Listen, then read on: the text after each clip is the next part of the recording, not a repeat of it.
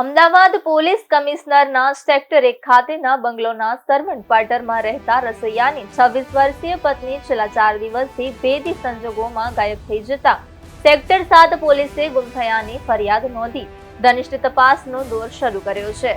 પતિને આંખમાં દવા નાખી પુત્ર પણ ગાઢ નિંદ્રામાં સૂઈ ગયા પછી પરિણીતા એકાએક ગુમ થઈ જતા પોલીસે આસપાસના સીસીટીવી અને સીડીઆર મેળવવાની કવાયત શરૂ કરી છે. મૂળ પાટણના વડલી ગ્રામના ભરતભાઈ પ્રજાપતિ છેલ્લા 15 વર્ષથી રસોઈયા તરીકે નોકરી કરે છે.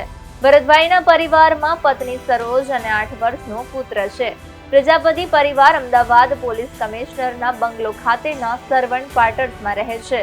દિવાળી દરમિયાન ફટાકડાના કારણે ભરતભાઈની આંખને નુકસાન પહોંચ્યું હતું, જેની સારવારના ભાગરૂપે ભરતભાઈને દરરોજ આંખમાં દવાના ટીપા નાખવા પડી રહ્યા છે.